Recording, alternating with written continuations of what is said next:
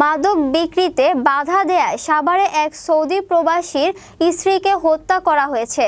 সাভারের প্রতিনিধি জানান, বৃহস্পতিবার দুপুরে সাভারের বিরুলিয়া ইউনিয়নের খনিজনগর এলাকা থেকে মাটিচাপা অবস্থায় ওই নারীর লাশ উদ্ধার করে সাভার মডেল থানার পুলিশ বলছে, গেল ২রা জুন সন্ধ্যায় ওই নারীকে তার ভাড়া বাসার সামনে থেকে অপহরণ করে মাদক ব্যবসায়ীরা।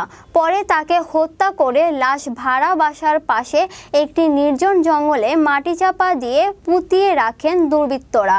এই ঘটনায় ওই নারীর আত্মীয়রা সাভার মডেল থানায় একটি লিখিত অভিযোগ দায়ের করলে পুলিশের পাশাপাশি ঢাকা জেলা উত্তর গোয়েন্দা পুলিশ ডিবি অভিযোগটি তদন্ত শুরু করেন।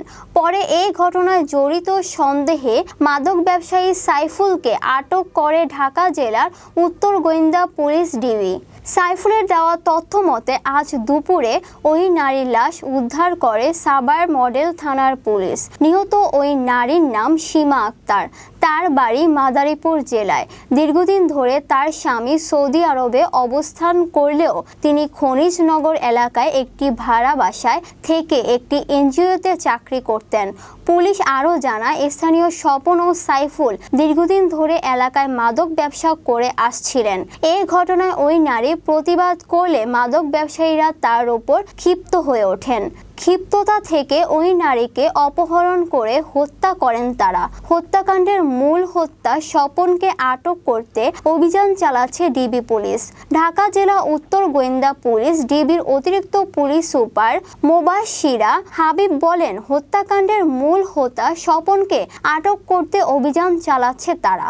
অপরদিকে মানিকগঞ্জের সিংগাইরে এক যুবককে কুপিয়ে হত্যা করা লাশ উদ্ধার করেছে পুলিশ। দুপুরে সাভারের এনাম মেডিকেল কলেজ অ্যান্ড হাসপাতাল থেকে নিহত যুবকের লাশ উদ্ধার করে ময়নাতদন্তের জন্য রাজধানীর শহীদ সরোয়ার্দী হাসপাতালের মর্গে প্রেরণ করে সাভার মডেল থানার পুলিশ। এছাড়াও সাভারের গ্যান্ডা থেকে এক যুবকের ক্ষতবিক্ষত লাশ উদ্ধার করেছে পুলিশ। কিভাবে তার মৃত্যু হয়েছে বিষয়টি তদন্ত করছে পুলিশ।